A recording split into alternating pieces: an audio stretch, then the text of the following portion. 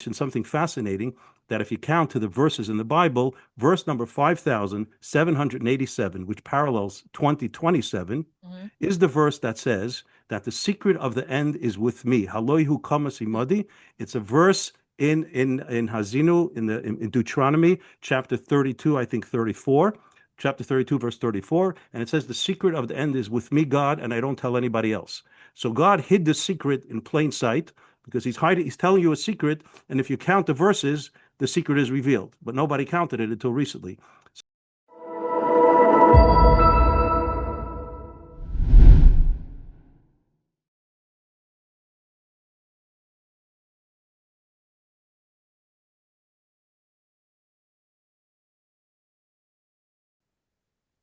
Rabbi Isser Weisberg is an educator and has served for many years as a communal rabbi and as a teacher of Judaic studies.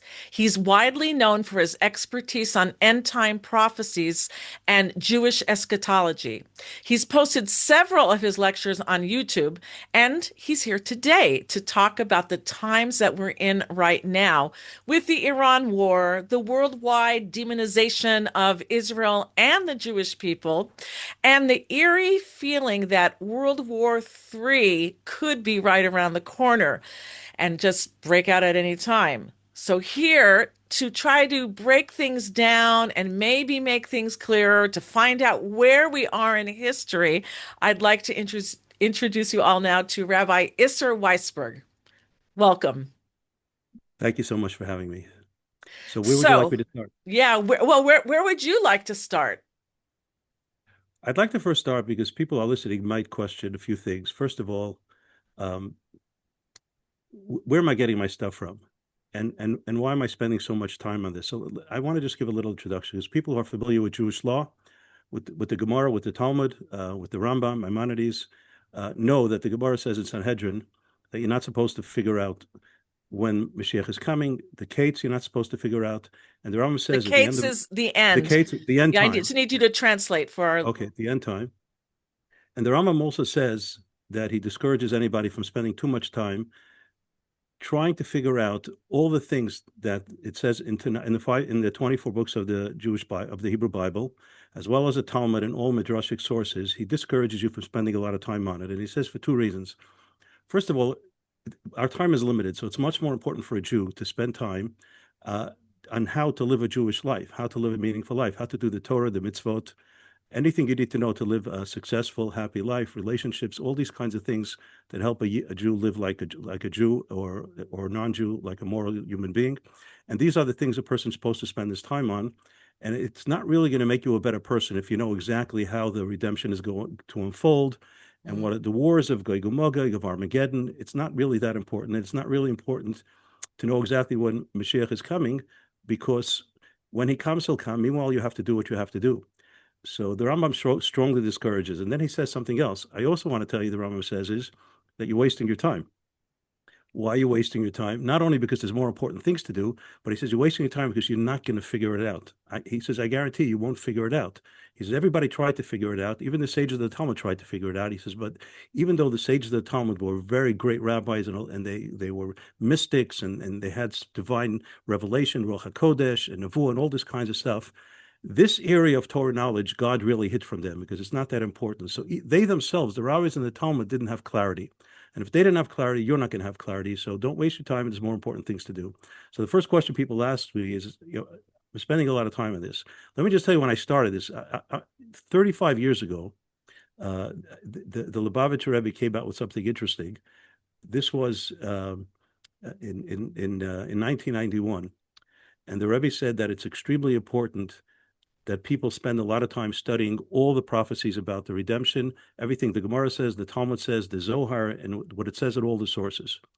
And it was interesting because apparently it looks like it's not, it doesn't really jive with what I just quoted from the Rambam, that you're not supposed to. And here the Rebbe is saying it's actually very important for us to prepare for Mashiach's coming by learning all the material.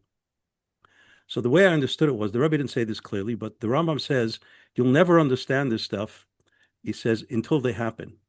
Which means to say like this, God does not want us to understand when Mashiach is coming 1,000 years before he comes. Because if people would figure it out, imagine 1,000 years ago, we went through all the suffering that we went through the past 1,000 years, Jews always thought they were singing in the during the Holocaust as they're walking to the gas chambers. They were hoping Mashiach would come that instant and save them. And this is throughout our history. Whenever the Jews were suffering, whether it was the Crusades and the Inquisition, all that kind of stuff, the Jews were always thinking Mashiach is going to come and take us out of these horrors. And if somebody would come along and say, no, I figured it out. Mashiach is not coming for 1,000 years, guys, so forget that. So it's obvious they don't want you to figure it out before it's time. There's another point also is that you can't figure it out because a lot of the prophecies, people think like when a prophet says something, then he was looking on a computer screen. You know, they have in these sci-fi movies, you have these machines that see the future, and you can watch like on a computer screen, you know, what someone's going to do tomorrow. It doesn't really work that way. A prophet sees things in a spiritual way. He sees the spiritual dimension of things. He sees basically the program, not the screen, but he sees the program that creates the images on the screen. And the program itself could manifest itself in different ways. So when the Gemara said, the Talmud says, for example, something interesting. It says in the time of Chizkiyahu HaMelech, who's one of the greatest of the Davidic kings in biblical history, great righteous person. He was so righteous that God thought that maybe he would be a good candidate to be Mashiach. But if you have Mashiach, then you have to have wars, fighting the wars of Armageddon before Mashiach comes. But there was wars because Sancherib, who was the king of Ashur, the Assyrian Empire, he actually waged war against the land of Israel. He conquered the territory of the 10 tribes, and he sent them all out into exile. And then he was going to conquer Jerusalem, and God made a great miracle, and his army died. Right. But God said, "Hey, this is a good idea. I have a candidate. He's the direct descendant of King David, so he has the lineage. He's a holy, righteous person. He has the criteria. Plus, I have a guy who I could call Gog from the land of Magog, because I could name the Assyrian Empire. I could name that Magog, and name Sennacherib's name is not Gog, because in Ezekiel chapter 47 it says that during these wars, it's talking about many places in Tanakh, but the main perpetrator of the wars is not identified, only in Ezekiel chapter 38, I mean. And over there it says a guy named Gog from the land of Magog. So the Talmud says God was thinking, hey, I could name Sancherib, I could change his name. I'll change his name to Gog. I'll change his empire to Magog instead of Assyria. And Chizkiyahu will be Mashiach. So what do you see from the Gemara? That prophecies are not like fixed, that it has to manifest itself in a specific way. So, for example, so 35 years ago, when the Rebbe said to start learning this stuff, I took it very seriously, and I said, wow, I always was interested in it, but I held myself back because the Rambam says not to do it. But now the Rebbe is saying that it doesn't apply anymore. And it's obvious why it doesn't apply anymore. If you think for a second, the rabbis don't say things and record things in the Talmud and in the Midrash for no reason. Why would they tell us all these different hints of things that are going to happen before Mashiach comes if you're never supposed to learn it and never supposed to understand it? So why are you wasting space in the Talmud to tell me about all these interesting things that are going to happen before Mashiach comes if I can't interpret them and I don't know what they mean and I'm not supposed to learn them in the first place? Why is the Bible, for example, why is God giving Daniel 5 prophecies about the end time, and then Daniel says, I don't understand. It was encoded messages. It wasn't clear what he meant. And Daniel says, could you explain me what this means? You tell me, Mashiach, the end time is 3.5 times, is 1 time plus 2 times plus a half a time. I don't know what you're talking about. What do you mean? 1 time? How much is time? How much is the block of time? He's saying it's 3.5, 3.5 of a certain block of time. What is that block of time? And then you're telling me in another prophecy that the end time is 2,300 years. But when do I start counting the 2,300 years? He tells me I don't know when to start the counting. So Hashem tells him at the end of Daniel, he says, I'm not telling you. So you have to seal it, and no one's going to understand it. Ades Kates, until the time of the end. So Rashi says over there, Rashi says, I will let people know directly before Mashiach comes, not 100 years, not 1,000 years, but a couple of years, so people have time to prepare for Mashiach's coming. So what the Rebbe was, I think, saying 35 years ago, he says, now is the time. Things are going to unfold now quickly. The wars of Gog and Magog, the Kitzim, all this is going to happen now. So when the Rambam said we shouldn't waste our time with this, number one, because we have better things to do, and number two is because we'll never figure it out. Now, because you can't figure it out until they're actually unfolding, the Rebbe was saying now it's actually beginning to unfold. You know, the last thing that the Rebbe said before, the Rebbe in 1992, he suffered a very severe stroke. After that, he wasn't able to speak or walk. And then 2 years later, he passed away. So the last talk that he gave right before his stroke, so that's the last things we heard from him was that at that time, it was in 1991, after that the Soviet Union fell apart and hundreds of thousands of Jews were coming to Eretz Yisrael. And the Rebbe said, I see this as a fulfillment of the prophecies of the Jews returning to Eretz Yisrael. Yeah, I actually think it was 1 million that came, not At the end, 100,000. yeah, after Okay. it ended up to be 1 million people. Not all of Yeah. them were Jewish, but it was huge. It was huge, and the I Rebbe said, remember it. and the Rebbe says this was a fulfillment. Now you have to understand this was a big reversal of the Rebbe's opinion. I know it Israel they just celebrated, Yom Ha'atzmaut, Hmm. but the Rebbe was very pained by that celebration, and the Rebbe instructed his followers not to celebrate it, and not because the Rebbe didn't love Israel, didn't love the state of Israel, didn't love the people of Israel, didn't love the army. The Rebbe had intense love, for Eretz Yisrael. He didn't stop talking about Eretz Yisrael. His mind and his heart were always in Eretz Yisrael. He never discouraged people from going to Eretz Yisrael. He loved the soldiers. He had very very close connections with almost all the prime Right. ministers. All the big shots in the Israeli government came to him all the time, and he gave them blessings and advice. So the Rebbe wasn't somebody who was like anti-Zionist in any sense of the Hmm. word, but he was just very pained by the Yom Ha'atzmaut. That celebration doesn't really celebrate God's miracle. The miracle was Jews returning to Eretz Yisrael, and the wars that we won miraculously. So that's a miracle. The fact that a secular, I have nothing against Ben Gurion. He's a secular Jew. He wasn't born religious, and I'm not judging him at all.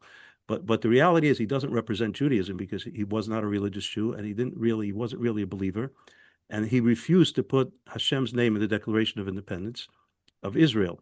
So that was a very painful thing. After 2,000 years, God does this miracle, brings you back to Eretz Yisrael, and you can't even thank God.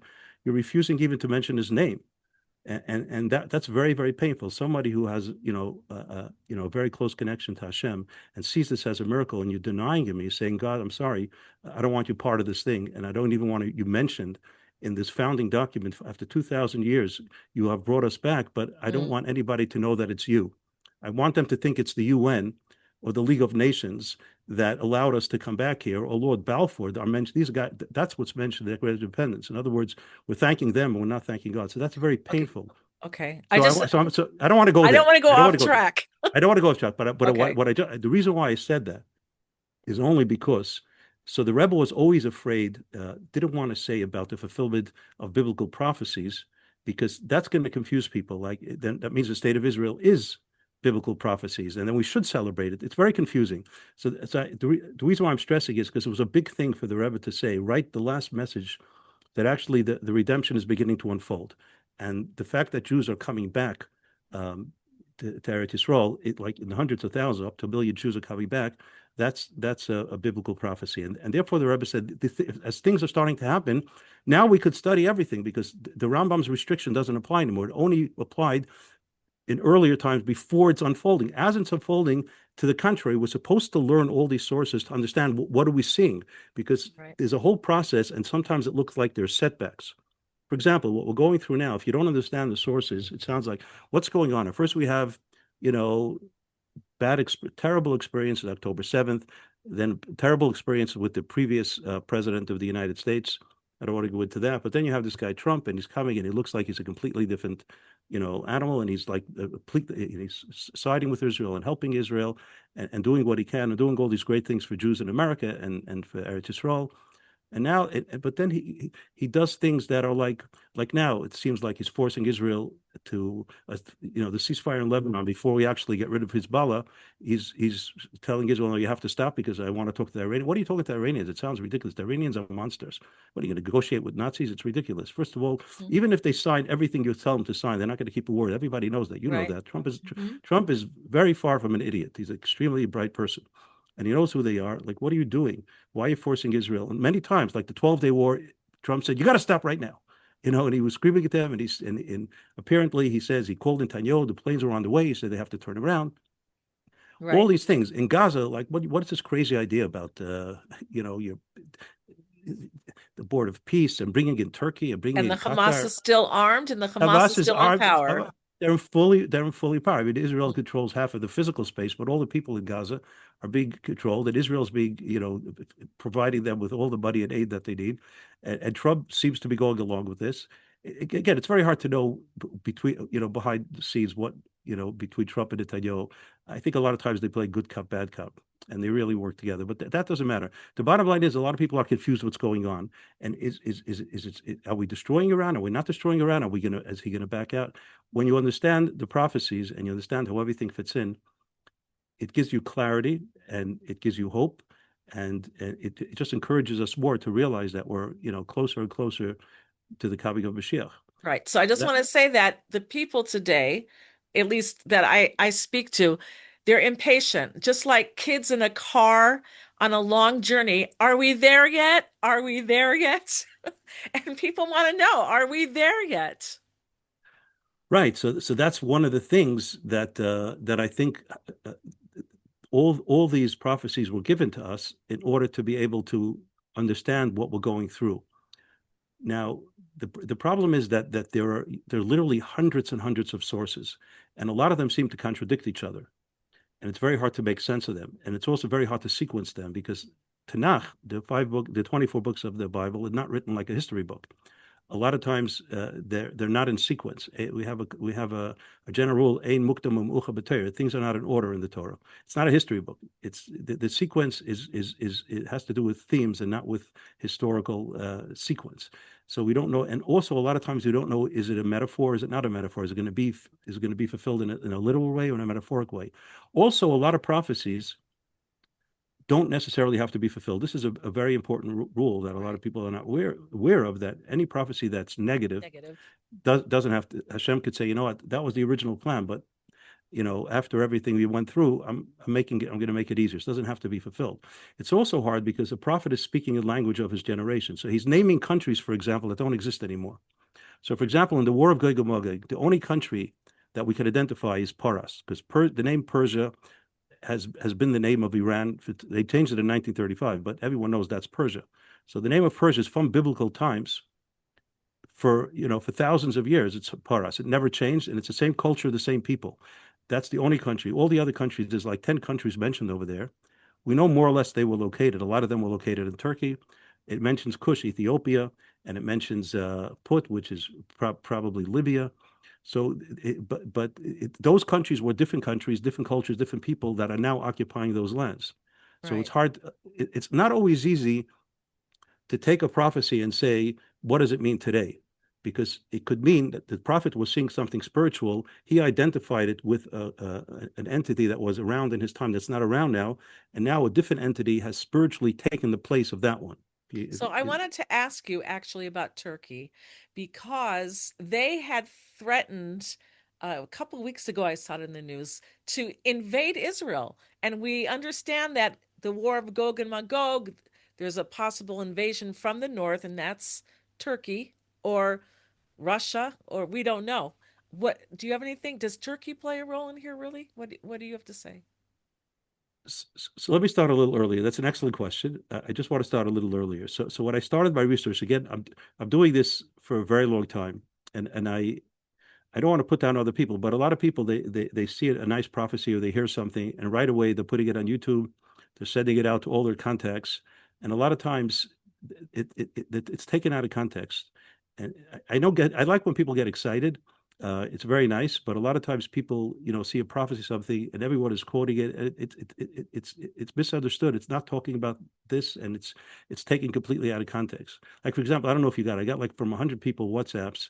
When the war started, they found the Sefer. The Bnei Yissaschar was a great Hasidic Rebbe who lived 250 years ago, and he said that the Zohar says that the destruction of Amalek is going to occur on Erev Pesach, on the eve of Passover, which is the 14th day of the Jewish month of Nisan. So 14 in Hebrew is Yud Daled, which is the word which spells the word Yad. And regarding Amalek, it says that God lifted up his hand, ki yod al kes ka Hashem Amalek. God swore, lifted up his right hand and swore that he's going to eradicate Amalek. So it says yad. So the Zohar says the yad refers to also the 14th day of Nisan, and that's when Amalek will be destroyed. And the Bnei Yissaschar says that he suggests that I think the war is going to start on Purim, because Purim we celebrate the downfall of Haman, which was Amalek. So everyone is setting this out, and people are not thinking. First of all, Persia is not Amalek. Amalek is a distinct entity, which is definitely not Persia. So it's not Amalek. Number two is it didn't start on Purim. He says precisely, and he counts the hours, and he says it's very specific, the amount of hours that are from the day of Purim, the 14th day of Adar, until Pesach, and because the amount of hours is the numeric value of the word Amalek 3 times. It started 3 days before, so it didn't fit the time, and it didn't fit the people. But people are so excited. Oh, there's a war. It's Amalek. Mashiach is coming out of Pesach.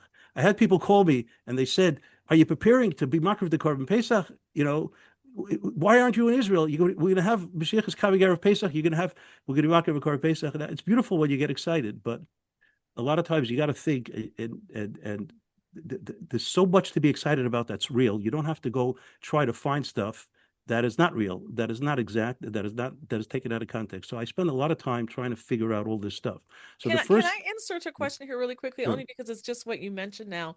I had once heard, and I don't know if it's correct or not, but I kind of liked it. They said that if you're in the middle of planting a tree, and all of a sudden somebody runs by and says, the Moshiach is here, the Moshiach is here, you're supposed to continue planting the tree. That's interesting. I never heard that. Okay. That's interesting. I just like that, because it's just like, you know, you are involved in this mitzvah, this good deed, plant the tree, and then you'll go to the Mashiach instead of dropping everything and whatever. Right. Anyway, go ahead. Right. So my point is that I'm putting together the puzzle for a long time, and everything seems to fit very well. And a lot of things that I thought would happen or predicted, I'm not a prophet or anything, but just based on the sources that I learned, they actually unfolded the way I thought they would. So the first thing I tried to figure out was, who is Gog from the land of Magog? Because he's playing a central role in this whole thing. So there are different scholars, Jewish and non-Jewish, that are trying to figure out what the name Gog is. Where's Magog? It says it's the distant north of Israel. What's north of Israel? Ukraine, what's over there? Russia, Ukraine, Turkey, all these countries to the north. Moscow is directly above Israel. Above, right. So everybody's trying to figure out. And they talk about Meshech and Tuval. Meshech could be Moscow. Tuval is like the Tuval River. Well, Meshech was actually an ancient civilization that was in Turkey, whatever. So again, all these things are unclear. That's exactly what I said. You don't know what the prophet was seeing, how he was interpreting it. He may have So the first thing I did was establish, and this was, I started giving classes, like 30 years ago. I used to speak in shuls and Chabad houses and stuff like that. And I said, there's no question that the United States of America is going for the land of Magog. But they said, well, first of all, it's not north of Israel. It's on the other side of the globe. Secondly, it doesn't sound, going Magog, it doesn't sound, the words don't sound the same. Third, it didn't exist in the time of Yecheskel. Ezekiel, there was no United States of America. Well, so that's not really a question, because he saw the future. But the reason why I know for absolute certainty is because another problem with the sources is a lot of people look at sources. They just look at the Bible. They just look at Tanakh. Now, Judaism is not just based on Tanakh. We have a Torah Shebiksav, the written Torah, and the oral Torah.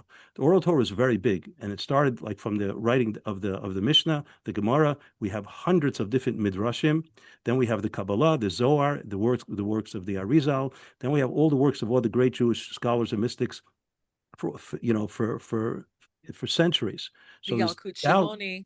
Yalkut Shimoni is a collection of midrashim. There's literally so many sources, and in order to get the whole picture, you got to learn everything. You can't just learn part of it. Like any field of knowledge that you study, you have to study everything that's on that field. You can't just pick and choose what you're going to study. If you want to be a doctor, you got to study medicine up until your day. You can't just say, I'm going to skip this. So a lot of people are focusing on Tanakh and say, but everything is not Tanakh. Tanakh was not, the Jewish Bible was not meant as a standalone book. It was meant to be understood together with Torah Sheval Peh. There's thousands of Christians that go and speak of all this stuff, and they have no clue because they don't have access to all these Sfarim. Some of them mean well, but they're misinterpreting things. So so and the Rebbe actually mentioned when he spoke about learning all the things regarding the redemption, he said, learn it from the Gemara, learn it from the Zohar, learn it from the latest Farim. And the Rebbe mentioned something that's very, very interesting because he never ever encouraged anybody to learn his own stuff. Now, he's a very, very humble man. He never said, I want you to learn my stuff. He published a lot of stuff. There's over 500 books, collected. He didn't write them, but they were from his collected talks. And he never said, I want you to study Torah. He didn't talk about himself. And here he said specifically, study my works also. And to me, that was a hint that the Rebbe is burying a lot of secrets in his talks. And I revealed a lot of the stuff that he said. People didn't realize he's even saying it, but he buried like almost like an escape room. There's like hints in all his talks to be able to put together things, that to understand things after he passes away, you should be able to know what's going on. In any case, how do I know for sure that it's America? Because one of the primary sources for us is we know that the works of the Arizal was the greatest mystic of all times after the Zohar. And it's accepted among all Jewish scholars that the Arizal had direct access to the truth. Nobody ever said that Arizal says this and I disagree. He's the only one that has that status, by the way. There's nobody post-Talmud area. Like the Talmud, we don't disagree with the Talmud. We don't disagree with earlier sources. But the only one who, even though he's a later source, because he was in the 15th century, 16th century, nobody disagrees with him because they know that the Arizal was in direct contact with Hashem. And the Arizal said that every Shabbos afternoon he would rest for an hour. He said, the revelations that I got in that hour, it would take me more than a lifetime to reveal. And that was every single Shabbos. So, and he passed away at a very young age, but so the Arizal says that he quotes a Midrashic source that Gog and Magog, the Hebrew word Gog and Magog, the numeric value is 70.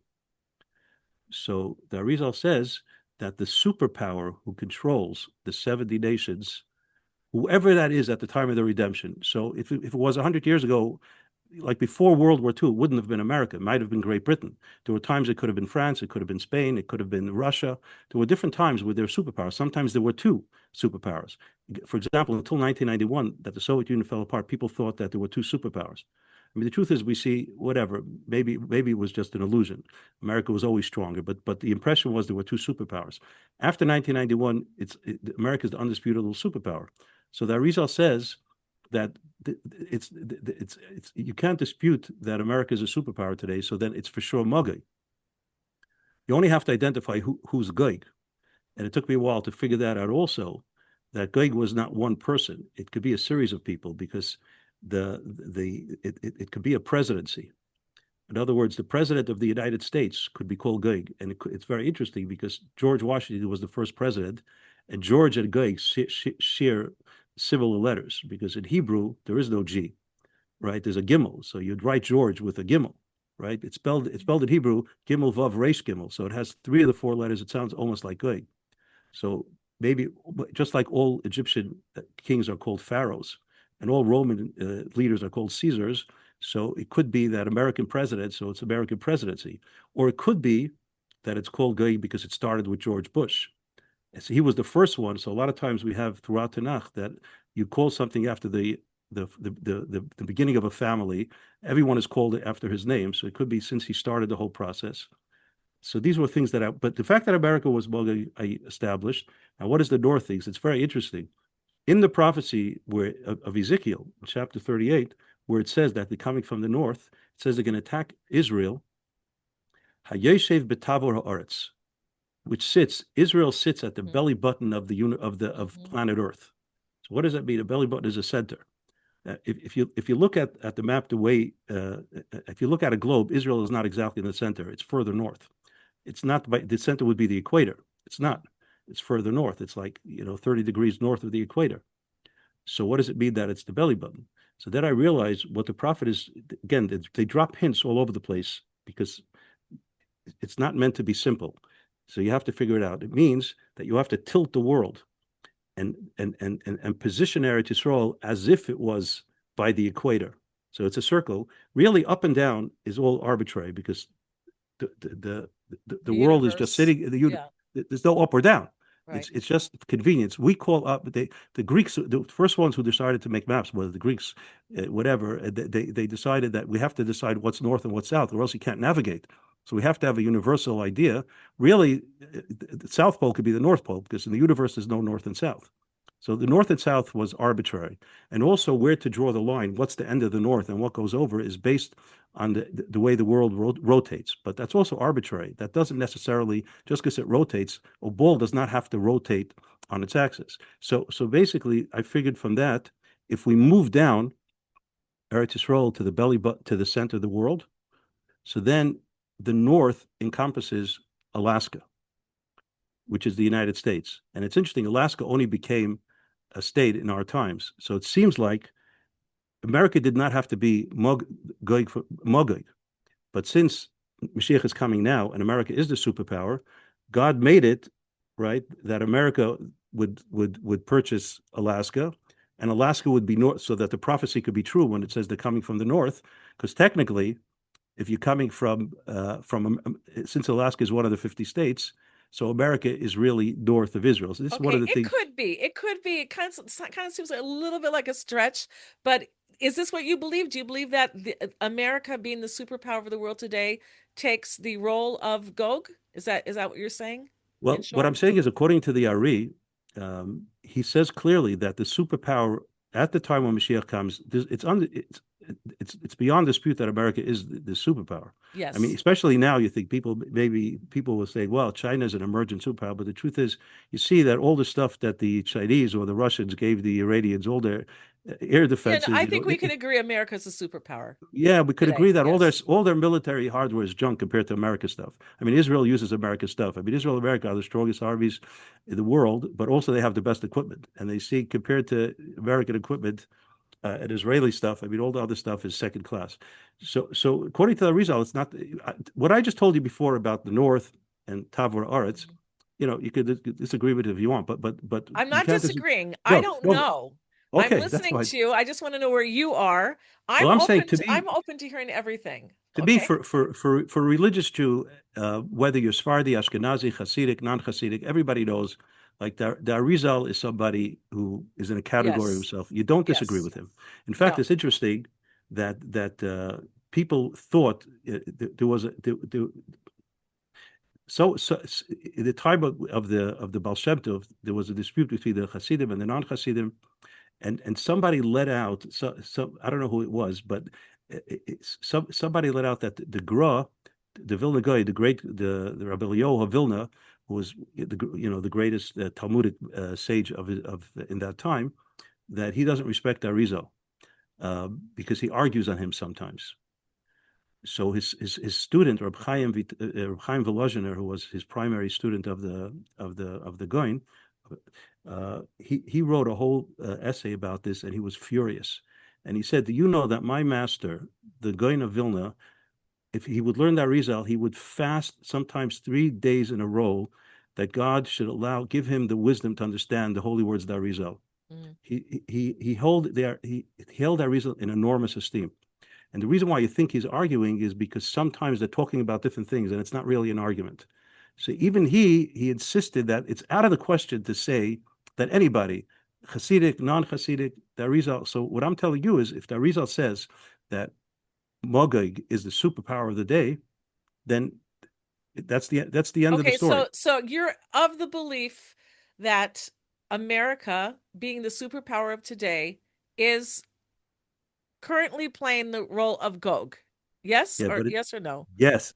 Okay. But it's a lot more complicated. I need you to keep it on a real simple level for everybody, because not everybody's familiar with the Arizal and with the Talmud and with all of these books like the Yalkut Shimoni. We got to keep it on a real simple level that everybody can hop it. Everybody can understand. Okay. I got it. Go ahead. I'm going to try. All right. So what's important to understand is what I mentioned to you earlier, is that every aspect, a prophecy doesn't have to be fulfilled if it's negative. Correct. And also part of a prophecy could be fulfilled and not all the prophecy. Or it could be sort of softened, that the fulfillment is not so intense. So for example, when we talk about if you read chapter 38 and 39 in Ezekiel and chapter 12 to 14 in Zechariah, Right. those are the primary sources at Right. length. The Wars of Gog and Magog I mentioned about 30 times in the 24 books of Tanakh, but at length, those are the two places. So you Right. have those two chapters, the three chapters. You have, so if you read it, it talks about massive armies that are like massive, covering this, like, coming Like from the all sand of sides, the huge. sea. Yeah. And it says that when God will destroy the armies of Gog and Magog, it's going to take 7 months just to bury the people. Right. And it talks about an enormous amount of death. And in Zechariah, it mentions 2/3 of mankind being destroyed in that war. Okay, so, And like a so 12-minute war also, right? it doesn't say about 12-minute war. They say that from Okay. the Gra, by the way. That I don't know where that comes from. I didn't find any source for that. So, Okay. so it says over there, terrible things are going to happen. So it could be that, and we have a lot of sources to say that the sages of all the generations were very fearful of the wars of Gog and Magog. Also, I'm sure you're familiar with, but many listeners are probably also familiar. We have an interesting figure, which is very enigmatic in Judaism, of a guy called Mashiach Ben Yosef, a Mashiach that comes before Mashiach, Yes. who's not a fraud or like the fake Mashiach, like we had throughout the generations, people who claimed they were Mashiach and they were not, but somebody who's actually They have different jobs to do. yeah, but he could actually be Moshiach. In other words, he's a great righteous person at tzaddik, and he could actually be Moshiach. Who? And that's Trump? this Mashiach Ben Yosef. No, I did. That's why I'm no. not following you. Mashiach Ben Yosef is a great Jewish leader that supposedly comes before the final Mashiach. It's like a second Mashiach. Netanyahu? Is that what you're No, alluding no, to? no. No. Mashiach Ben Okay. Yosef is a righteous, holy sage Okay. that could be Mashiach Okay. and starts the process, but gets killed in the wars of Gog and Magog. Right. This is the scenario that it says that the Talmud says in Tractate Sukkah. It says this scenario, and it's brought out in later midrashic sources that this is what's going to happen.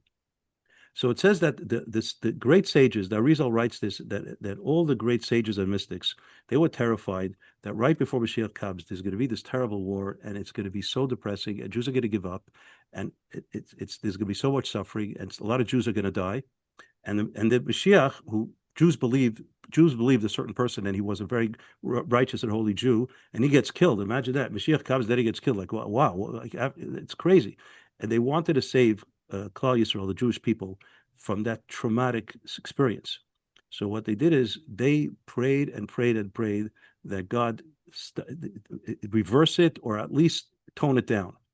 And the Rizal says that every time he prayed, and he encourages all his followers and everybody who follows the directions and the kavanot, the meditations of the Rizal when they pray, that when they say the prayer in the Shemona Esrei, every day we say the Amidah, right? We say the prayer 3 times a day. So one of the prayers we say is that before we there's a prayer for Mashiach. So that is a tzemach David avdecha, somebody who's coming up from David, and bring the Mashiach. So that's blessing. We're asking Hashem to bring Mashiach, right? The blessing before that is that bring us back to Jerusalem. So first we pray, bring us back to Jerusalem, and we see this happen today. Actually, Jews come back to Israel before Mashiach came, right? Because we're there now. And after that, we pray for Mashiach. In the blessing of for Jerusalem, we also say, "V'kisei David avdecha," you should establish the throne of David in Jerusalem. So we mentioned Jerusalem, we mentioned the throne of Mashiach, and then right after that, we devote a whole blessing to Mashiach. So the Arizal says that the first time we mention the throne of David, we're not referring to the final Mashiach. We are referring to the Mashiach that comes before the Mashiach, Mashiach Ben Yosef. So the Arizal said we need to pray that this Mashiach does not die and is not involved in these terrible wars where a lot of Jews die or even a lot of non-Jews die. That's not what we want. And we pray for 3 times a day. And during nighttime, the mystics have a very intense prayer they call Tikkun Chatzos, where they get up either before they go to sleep or after they slept already at midnight, and they have these intense prayers. They used to cry for the redemption and for Mashiach and for the Jewish people. And he says that we spend a lot of time. So thousands of mystics over centuries and centuries have been praying to Hashem to tone this down. So what happened after all those prayers And then we have later Hasidic sages, like 100 years ago, that write in their Svarim that it has been revealed to them that the prayers were answered. What? Do you hear me? I don't hear you, though, for some reason. Sorry, I muted myself for a Oh, moment. Svarim, for anyone who doesn't know, are books. Jewish books. Yes, Right. if you use a Hebrew word, if you can translate it I'm going to try. afterwards in English, it would Okay, be sure. good. So, And so again, just keep this again on a I'm real going to so simple now level, okay? I have to give this introduction because again, Okay. there's so much misinformation out there. I just want to tell you, it bothers me a lot because there's a lot of religious Jews also that just they have something interesting. They heard something, they get on YouTube, they get the clicks, and people say, "Wow!" and everyone is sending it to everybody else. I haven't heard one person that really. I'm not putting down anybody, but you really have to spend a lot of time. It's very, very complicated. You wouldn't go to a rabbi and ask him very complicated questions in Jewish law if he said, "You know what? I studied the laws of Shabbat this week. I looked on Wikipedia. I watched some YouTube videos. I know the laws of Shabbos. Ask me anything. You want to speak to a rabbi who spent years studying the laws of Shabbat, anything like that, because Judaism is very, very complicated religion. It's not simple. So if you want to master anything, I'm not smarter than anybody else, but you need to spend a lot of time. I mean, over 35 years, I probably spent 2, 3 hours a week. If you do the math, it's a lot of time that I spent on this, and not smart. Just you spend time on things, you figure it out. If you don't, you can't figure out anything. Judaism is not an easy religion. You learn if you learn Talmud. So what I'm saying is, when it comes to Gog and Magog, everyone reads the prophecies. It's this, it's that. You have to have the whole sequence. What does everybody say since the Talmud till now? There's thousands of Hebrew books from mystics and sages that were written that clarify.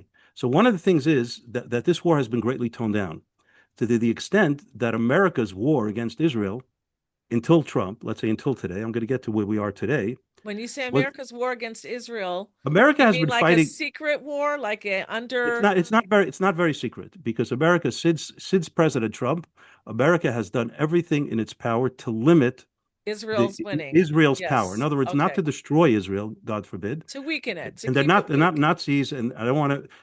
America is a very good country, and we're not dealing with people. Even the bad presidents were not Nazis. Even President Carter or Obama. These people were extremely anti-Israel.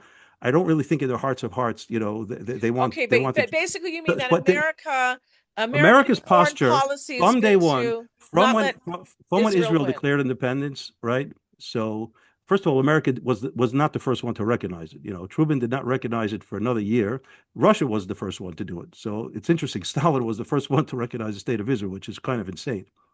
But then after after Israel was established and the War of Independence erupted, and it was a terrible war, and the Jews were not like today. They have the best army in the world. They had nothing.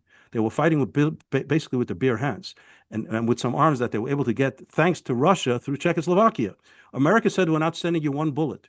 So America basically said, you think about this for a second. Let this sink into someone's head who thinks America always. No, America, you're talking about how many years after the Holocaust? 1948, 3 years after the Holocaust, where the Americans were shocked when they liberated the camps, and they saw what the Nazis did, and they vowed, we're never going to let this happen again. And then 3 years later, the same thing is happening. You have 5 armies attacked the Jews on after the yes. and the Israeli army had no army to speak of, nothing. What they had, and America saying basically, again, this is not a. Basically drop dead, because if you don't, the British were arming the Arabs, by the way. The British, everybody knows, they were arming the Jordanians. They trained Jordanians. They fought together with the Jordanians, and the Americans saying, we're not giving you one bullet. So what does that mean? That's our best friend. That's our best friend. And then afterwards, the whole time, every time after after the Sinai War, America pressured Israel to give everything back. That's why we had another war. That's why we had 67 and 73. All our brothers. The can down the road policy. It's worse than that, because after the Sinai War, Israel controlled the Sinai, and if they would have took possession of the Sinai, there would not have been a 67 war or Yom Kippur War. And everything after that. So because of America, I know you're trying to establish policy here, but we need to move on. We really need to move on. So what I'm saying is, I would like to know is, who do you believe? So what I'm saying is, so the prophecy, because people are telling me, what do you mean? America's at war with Israel? Yes, it was at war, but it was very toned down because of all the prayers of all these holy tzaddikim that were praying for thousands of years. It was very toned down that the war is not that America is actually sending thousands of troops to kill Jews, but they're putting enormous amount of pressure to weaken Israel and to make them all these crazy ceasefires. And every time we make all these. That's what I said. all these crazy, That's all what I these crazy. said. It's Okay. exactly So so now I want to consistently know, who do every you single believe is American. Gog? Who Okay, do you so believe Magog? Who is the Mashiach Ben Yosef okay, today, so let me get to that. etc.? Okay, so I think even though America was every single American president, everyone thinks even President Reagan, people don't realize he armed Iran to the teeth, President Reagan. And he sold very sophisticated AWACS to the Soviet Union, to Saudi Arabia, when Saudi Saudi Arabia. Arabia was our sworn enemy. Now we're in a different place. But Mhm. Saudi Arabia then was a real threat to Israel, and he gave them very sophisticated, and Israel protested, and he said, jump in the lake. So you're talking about even President Reagan, obviously such a good president, et cetera, et cetera. I'm not saying he's an evil person. Again, I don't want to, but his role, what was his role? His role was to weaken Israel. That's for sure. He built up Iran and he weakened Israel. Every single president after that did the same thing. So we're not going to go through the history. I want to jumpstart there. So where do I think it really started? I think it really started with because the wars of Gog and Magog are very specific, and it's not it has a specific target, like it says in Zechariah, that the war is against Jerusalem, which means the war is against the Jews establishing a kingdom which will control the world. Because we believe when Mashiach comes, he's going to be a great, righteous, holy tzaddik, and he's going to control the world, not in the way that people define control today, like you boss people around and you tell people what to do. He's going to control the world in a sense that everybody will look up to him for guidance and inspiration. Every country will say, can you please accept us? They'll come to the state of Israel and say, could you make America another state of Israel? Because we want to be under you, because you have such guidance and you have such insight and you have such honesty and such purity. So Mashiach is going to control the world by consent, not by using. He'll have enormous spiritual powers. He'll be able to do crazy things also. But he's not going to use his spiritual powers to hurt people or to force people. Judaism it's education. Now let's think for a second. So you have all the nations of the world. By definition, everybody wants power. Human beings are programmed that they want to have power. That's one of the elements of being a human being. And especially the nations of the world, they want to have power. They don't want to be subservient. They don't understand that you're really not going to be subservient in a way that you're going to be abused. Actually, the fact that you're going to submit to Mashiach means that you'll be so blessed and so happy and so fortunate. But there's still a war to stop Mashiach to establish his kingdom in Jerusalem, in the Beis Hamikdash. That's the war. Who started that war? Because the War of Independence, the Jews didn't have Jerusalem yet. So that war wasn't against, and the 67 war was not a war against Jerusalem because we didn't have Jerusalem. After the 67 war is when we got Jerusalem. So when did the war of Gog and Magog really start? So in my understanding, it started with the first George H.W. Bush, which is very, very interesting because the George H.W. Bush is now on his way to Israel in the form of an aircraft carrier, which is interesting because the prophet says that Gog and Magog is personally going to go to Israel. Now he's dead, so he can't come personally. So his representative, which is his carrier, and by the way, if you Google it, you'll see he's the only American president that they dedicated an aircraft carrier in his lifetime. So he was there when they dedicated the ship. So that's his baby, and he's coming to Israel now. And why is he coming to Israel? Because it's very interesting how prophecies, like God keeps, sometimes things take 1,000 years until they bear fruit. It says, if you remember this, you remember the story of Noah, when after the flood, he got drunk and he was acting inappropriately, and one of his sons made fun of him, and the other two sons tried to protect him and protect his honor. Right. So we have the three sons of Noah, Shem, Ham, and Yefes. Right. So Shem and Yefes protected their father, and it says that Hashem wants to pay back Yefes.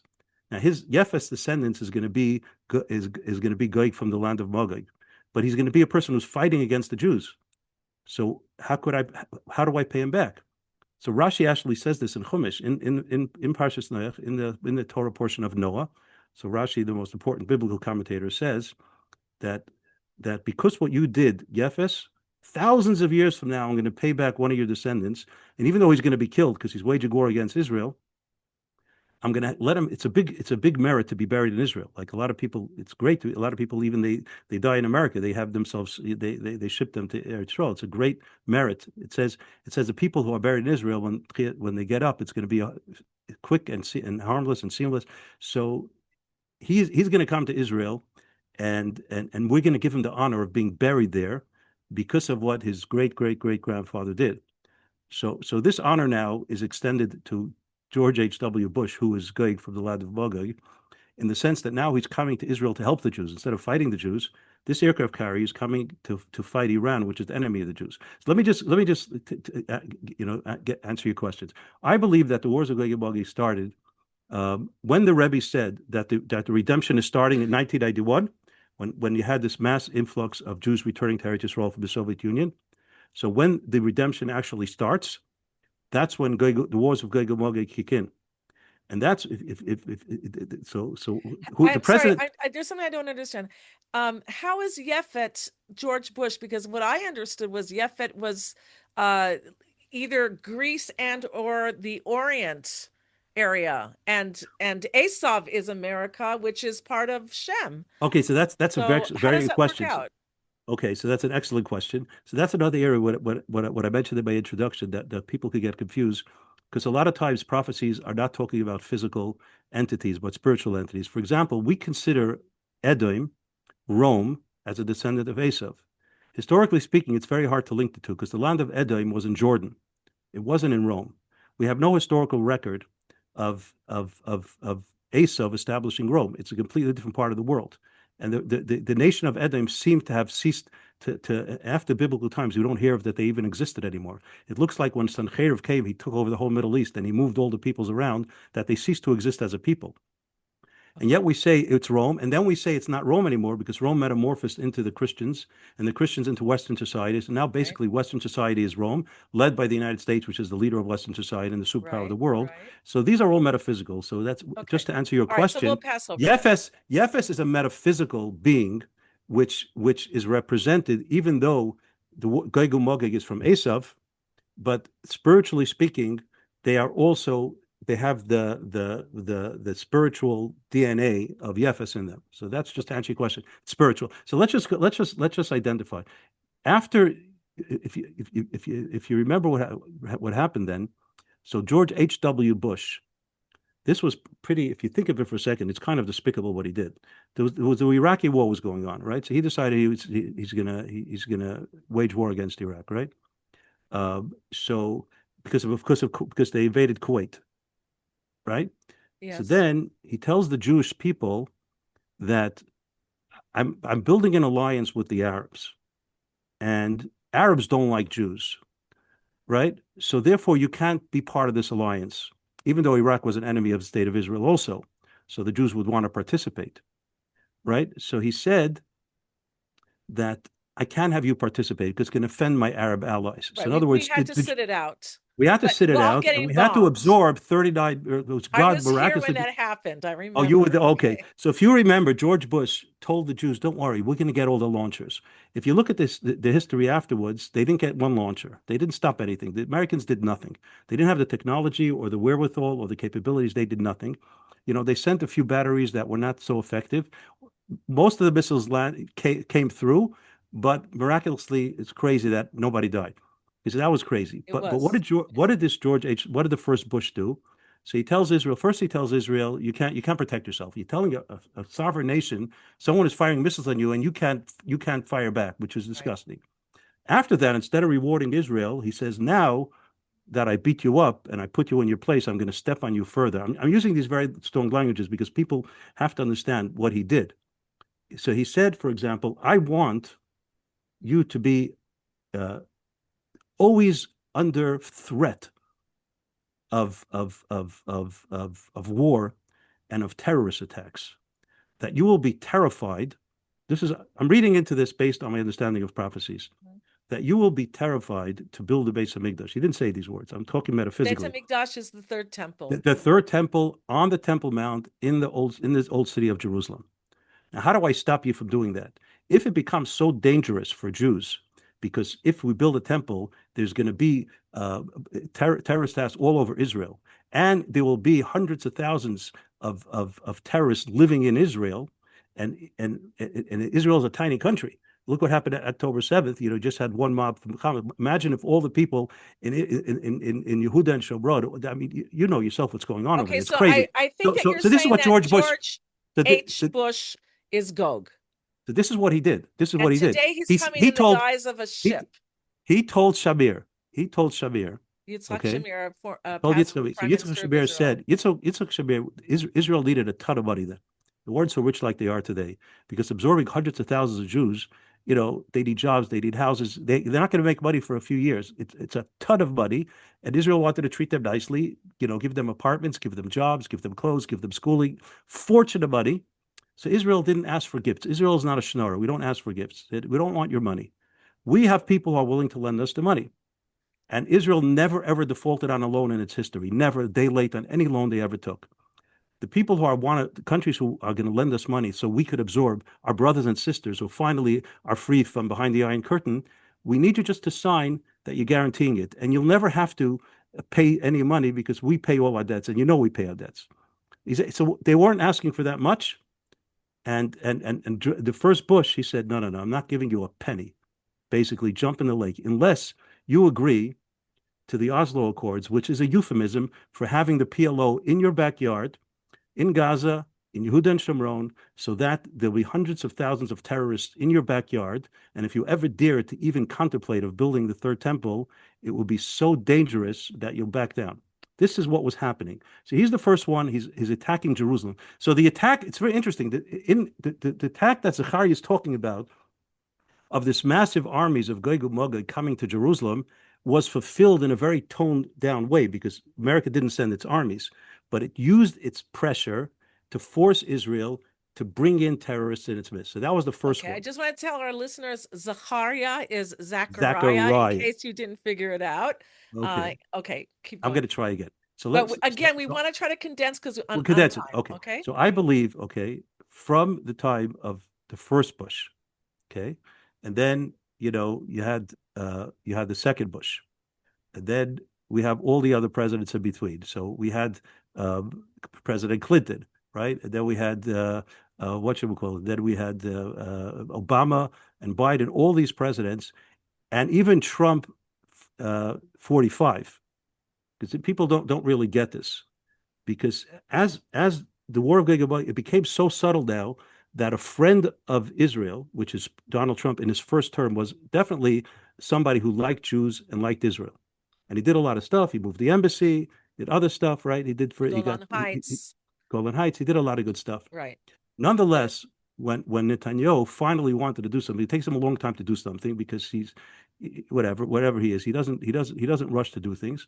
When he was finally ready, because of the pressure of his coalition, because he has a right-wing coalition, to finally take control of at least the cities and the towns that Jews are living in Yehuda and Shomron, what they call it, to annex it, but to us it's a joke. It's part of Eretz Yisrael. You don't have to annex it, but to actually acknowledge, to tell the whole world that this is part of Eretz Yisrael. Trump said, the land of Israel. Trump said, I'm not letting you do it, because I have a dream to be a man of peace. Like he's because he wants to be the Messiah.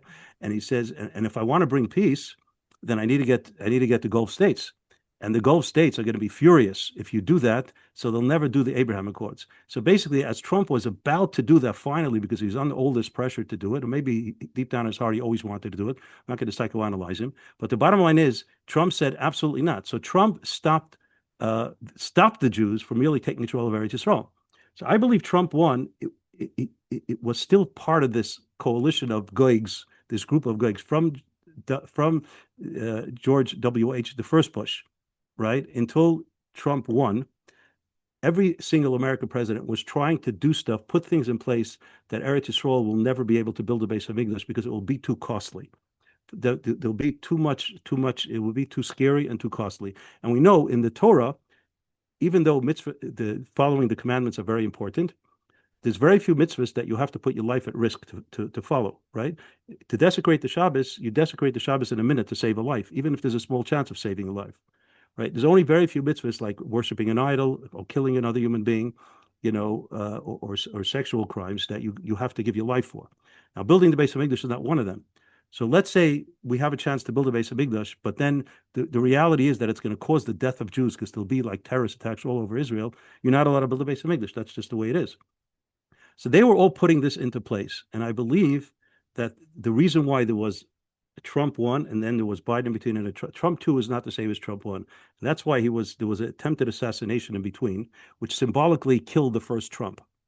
God saved him and said, I'm putting you back to life, but now you're cutting that entire chain of the war that you, as America, was destined, and we're talking about with going down back 3,000 years of prophecies, it was told that America is going to fight Israel, and that occurred actually from the first Bush until your first presidency, which even though you didn't mean to, and I'm not saying you had a malicious intent, and or even the other American presidents, I'm not psychoanalyzing it, but the bottom line is this is what they did.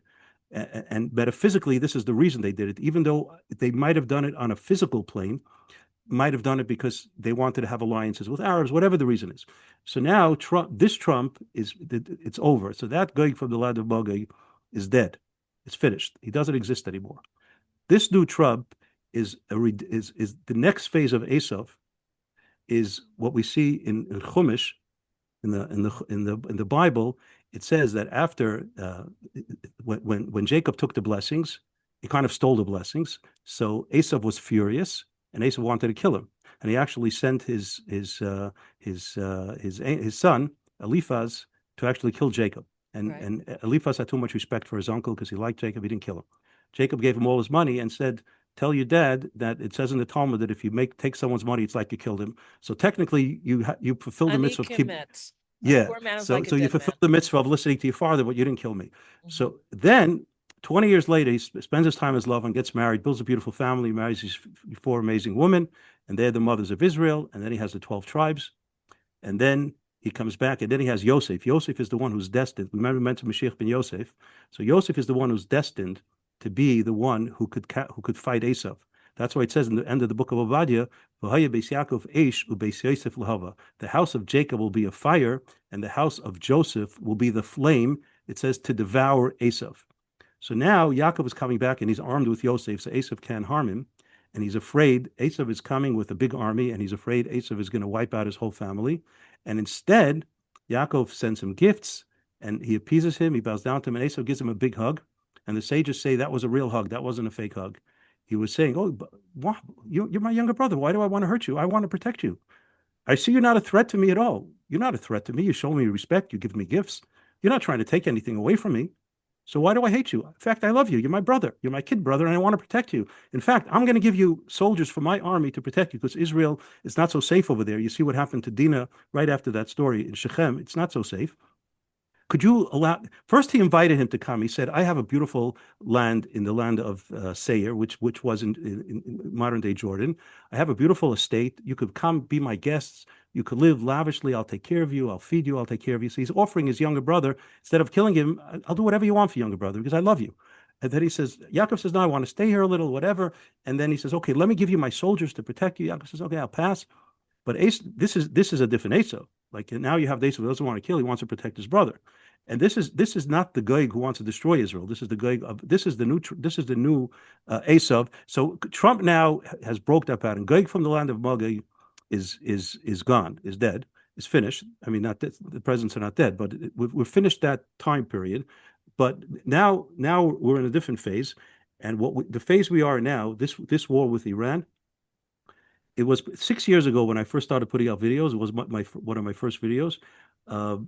I predicted it was during the election season, in November 2020. So it's almost 6 years ago, and they were saying that Trump lost the election, and he was saying no, it's rigged, and there was a whole thing going on until finally, Biden was sworn in as president.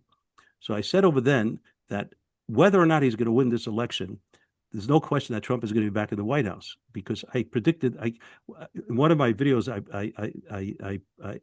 I determined that the end time at the end of the book of Daniel is going to be in the Jewish year of Tafshin Pei Zayin, which corresponds more or less because the Jewish year starts before Tashbaz is 2027. But the Jewish year actually, it's not exactly the same, right? Because the Jewish year starts around September time, and the non-Jewish year starts in January. But whatever. So I predicted. I said about Sukkot, the holiday of Sukkot. Well, there are a lot of sources that say that the wars of Gog and Magog happened during Sukkot. But we see October 7th, which was part of these wars, a very negative part of the war happened on Sukkot Torah, which was the culmination of Sukkot. But let's just focus. There's a lot of stuff over here, but let's just focus. So Trump now is the good Esav. He loves his younger brother, but still he doesn't want to be replaced by his brother. You have to understand Trump, because when Trump puts Israel in its place. Like he says, you better stop the war, right? In Lebanon, you better stop the war in Iran. He's not doing it because he wants to hurt him, but he has to display his dominance. Even though Trump loves, in the case where Esav hugged Yaakov, it's because he realized that Yaakov is not trying to usurp his position. He's bowing down to me. That means he recognizes me as his older brother, and he's bowing down to me. If he's bowing down to me, then I have nothing again. I'm not scared of him. He's not trying to take me away from my position. So then naturally, he's my brother. I have nothing to fear from him. So I just love him as a brother. So even though Trump is the good Trump, he's the Esav who's hugging Yaakov. But even Esav who's hugging Yaakov doesn't bow down to Yaakov. Yaakov is bowing down to him. He wants to make it clear, I'm the strong, I'm the big brother. I could protect you, but I'm not bowing down to you. So we're not. That's after Mashiach comes. Esav comes, bows down to Mashiach. Right now, before Mashiach comes, it doesn't happen. So Trump is the best version we're going to have of Esav before Mashiach comes, and he's not the Gog, that version of Esav that's fighting Jews in any way, not even politically. Okay, so we have now this war against Iran. So 6 years ago, I predicted. The Talmud says in Tractate Yuma, it says over page 10. It says over there clearly that there's a dispute in the Talmud. We know that Daniel, in chapter 7, he sees four beasts, which represent the four major empires, right? Starting from the Babylonian Empire, the Greek Empire, the Roman Empire, and the Persian Empire. So it says, so you have these four major empires. So the Talmud says two of the four are going to be extinct by the time we come to the era of Mashiach. And that is the Babylonian and the Greek Empire. I mean, there is a country called Greece, but it's not an empire. It's nothing. It's a non-entity. There's only two that are going to be around, and that's going to be Edom, Esav, right? The Roman Empire, which went through different phases, and now it represents Western society, particularly the United States. And we're also going to have Persia, which is very interesting because Persia, the Talmud says it's going to be an empire, which is very interesting because Persia for centuries wasn't an empire.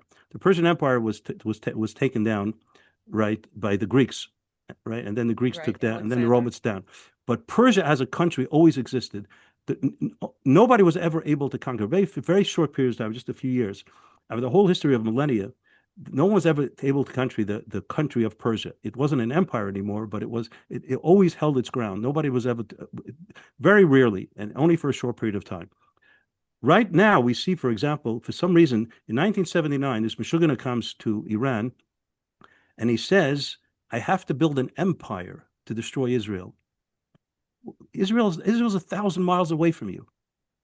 What do you have to do with the Palestinians? You're Persian.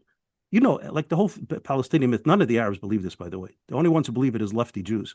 Nobody believes it. So you have this guy, he's a Persian Shia Muslim, right? And then you have, these Arabs that are Sunnis, they hate each other's guts. They've been killing each other for 1,500 years. And Israel is 1,000 miles away, and Israel was friendly to Persia. They worked together.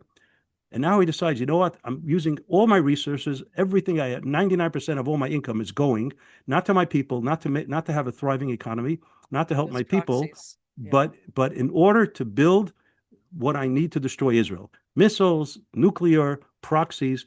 Proxies means an empire.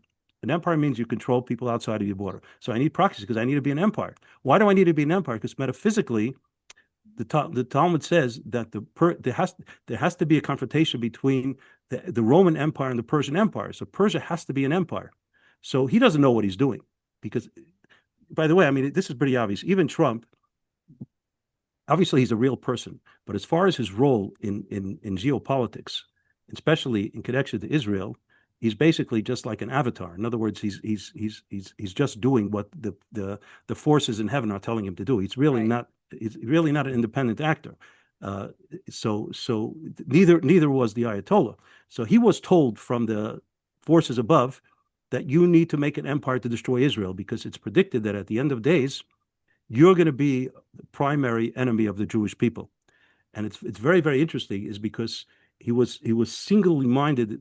This was his goal, and they put everything into it for all these years, like the 47 years, to destroy Israel. Why?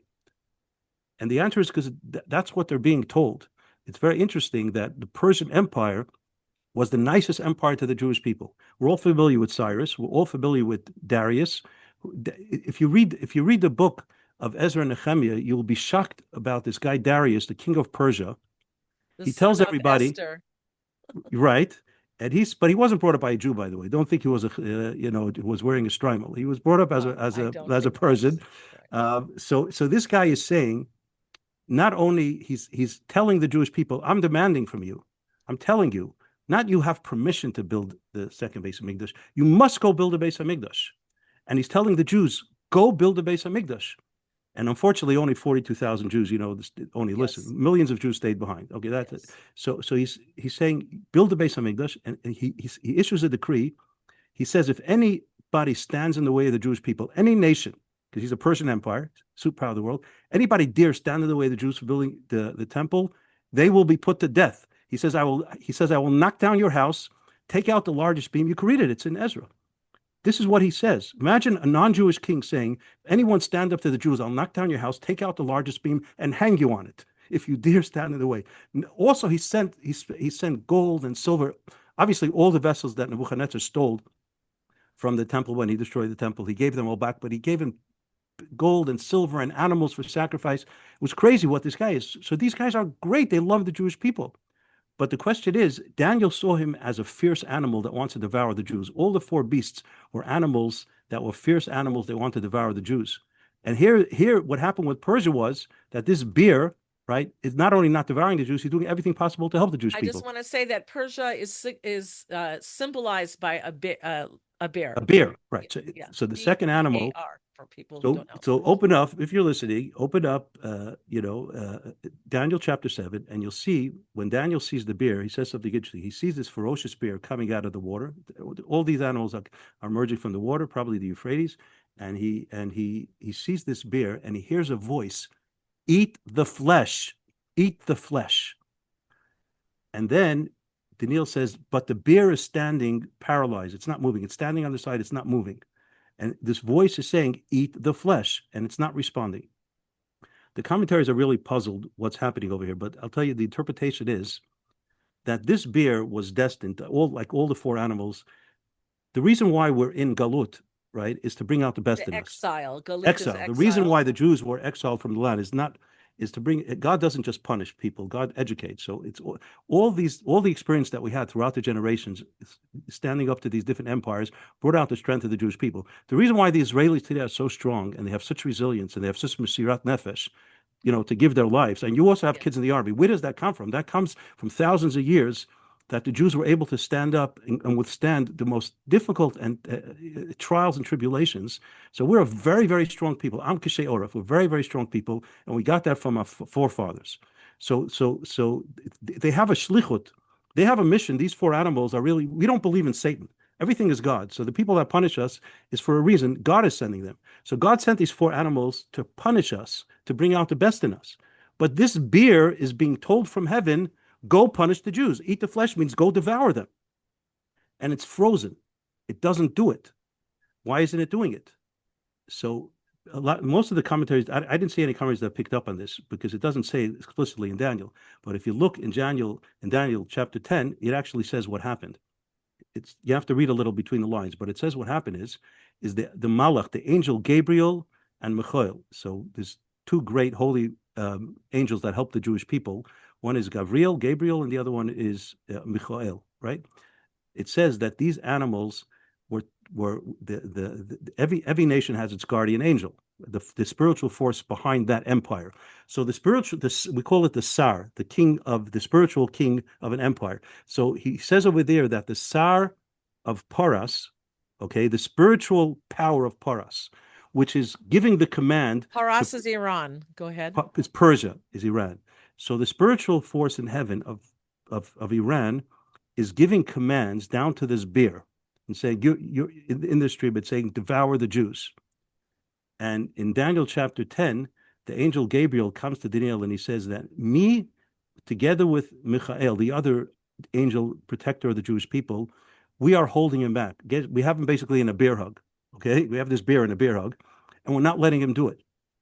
We are not letting him do it because it's not the time. The Jews need a place. Do you know how beneficial it was that the Persian Empire was so benevolent to the Jews? The entire Talmud Bavli, which is the most important book, the Babylonian Talmud, which is the most important book for a Jew after the Bible, all Jewish law comes from the Babylonian Talmud, right?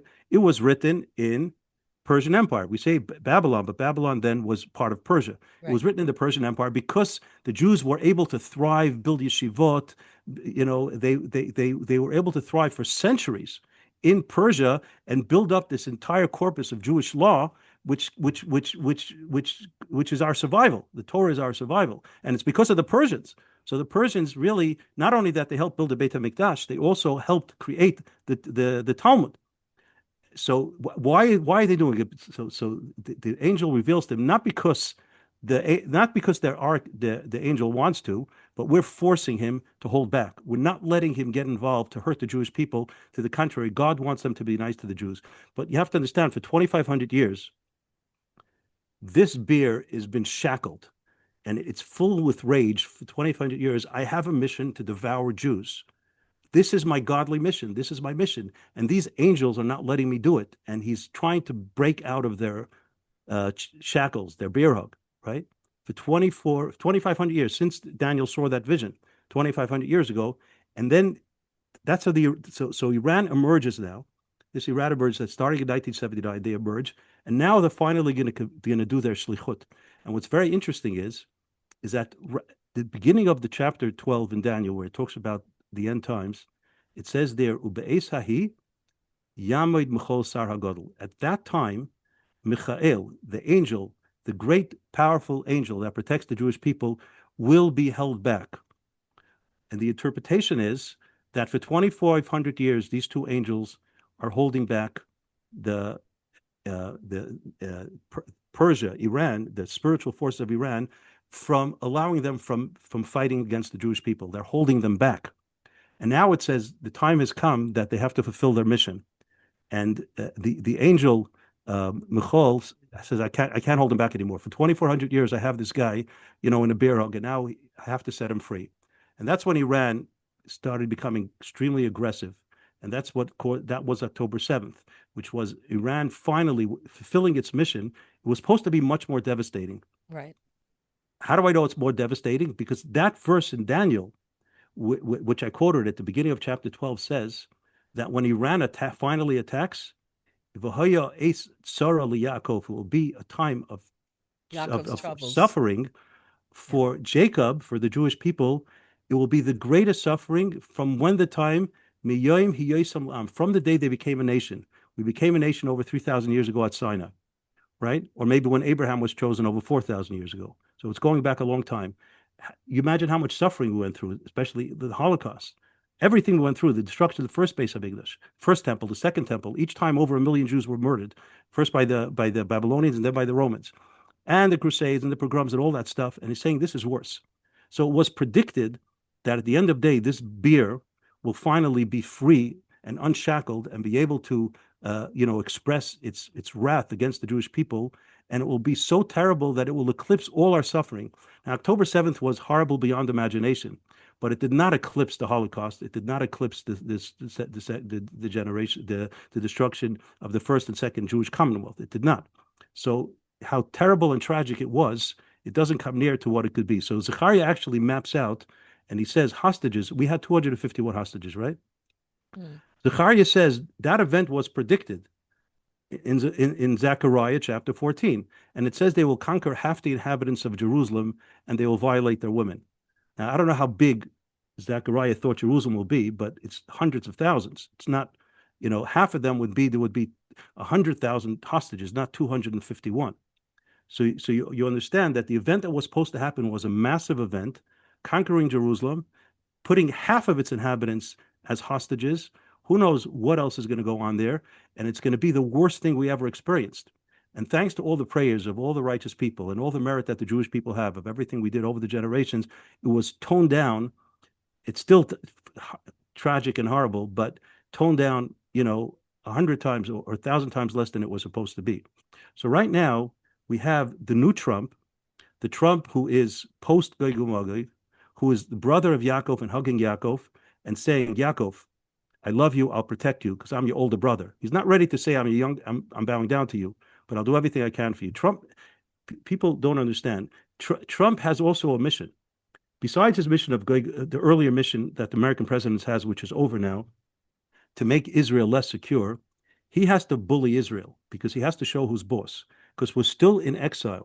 The redemption didn't come. The Messiah didn't reveal himself. So since the redemption didn't come, by definition, when the Jews prior to redemption were in exile, that means that we are controlled by other people. We're not fully in control. Now, everybody knows, even though Israelis celebrate Dependence Day, they're not really dependent. They've been dependent on America all along. And you can't blame Netanyahu not fighting with Trump because we need America. That's just the way it is. We can't stand up against the whole world is against us. America is the only one, and Argentina, the only two countries out of 200 that stand with us. You need to have America. So he has to give in even when it's not necessarily good for Israel. But why is Trump doing that? Because Trump has to still it's pre-Mashiach. And before Mashiach comes, Jacob has to bow down. Netanyahu has to bow down to Trump. That's what exile is. You can't change destiny. Netanyahu is not Mashiach. When Mashiach comes, then Trump will bow down to Mashiach. And he'll be happy to, and he'll be honored to, because he loves power and strength, and he'll be so happy that Mashiach allows him, to be subservient to him. I mean, that Trump should be subservient to Mashiach. But right now we're in that period. I just want to end you with some fascinating prophecy. One of the greatest prophets that we ever had was actually a non-Jew who was a biggest lowlife. And you know who I'm talking about. Yes. So, right, Balaam, right? Balaam, yes. So Balaam gave us the most beautiful prophecies, like, even in comparison to Yishkon. Right, beautiful The prophecies. We nation say of every day, Israel will dwell alone. Yes. right, and with the beautiful prophecy, we start the morning prayers, Matovo Alecha Yaakov. We start the Right. morning prayers with him, and this for some reason God wanted to show that he's not limited, and he could even reveal prophecies through this low life of an enemy of the Jewish people. The last thing he says, a very phenomenal prophecy. He gives a bunch of prophecies, talks about the Jews, the Mashiach, different nations. Then he says the very last prophecy before he says, I'm ending my prophetic. After that, he got killed, and that was the end of his prophetic career. What did he leave us with? The very last thing he said was, he says, Fitzim biyad kitim, v'inu asher v'inu aver. I'll translate it what it means. The literal translation is big. Tzim is big warships in the hands of the Romans. Kitim, Rashi says, is the Romans. There will be big warships from the Romans, which we identify today as the United States of America, and they are going to go to the Middle East. The biggest warships in the world, of course, are carriers. Now there's going to be 3 there. And these things, America is the king of warships. I mean, they have more than all the other countries combined, and they have these 3 carriers. They each one has 6,000 sailors, and the amount of firepower is mind-boggling. The most expensive piece of military equipment ever built, a $15 billion piece of equipment. So these things were prophesized, Sim biyad kitim. The Romans will have these massive warships, and they will go to the Middle East. The Inu Ashur, the Inu Aver. And they will, Inu has a lot of different meanings in Hebrew. Inu can mean, I will destroy, I'll crush. It could also mean, I will subjugate. I will persecute, subjugate. Any type of position where somebody is forcing you to do something can be a type of inu. Even when, my wife makes me do the dishes. I'm just saying, even something as subtle as that. No, I do it with love. That was a joke. But I'm saying inu has a lot of different shades of meaning. I could say my boss forced me to do that. I could use the Hebrew word that inu. So the Talmud, it's interesting. The Talmud says something very interesting. This is in Tractate Sanhedrin, page 110. It says over there, there's no extra word in the Bible. In God's Torah, there's not one extra word. So it says he will, the Inu Ashur, he will subjugate, crush, any possible interpretation. He'll do it to Ashur and he'll do it to Aver. But it says twice, Inu Ashur, Inu Aver. It would be much better to say he will crush Ashur and Aver, right? If I want to do 2 things, I say I'm going to eat fish and I'm going to eat meat. I'm going to say I'll eat fish and meat. I don't say, right? I don't have to repeat again what I'm doing, right? So if Kitim, which is Rome, is going to crush, I'll define in a second what Asher means, and Aver. If he's going to crush these 2 entities, which is Asher and Aver, it doesn't have to say, I'll crush Asher and he will crush Aver. It should just say, I will crush Asher and Aver. So the Gemara says, no, because they have 2 different meanings, the same word. Asher will be crushed physically. They'll be obliterated, severely physically crushed.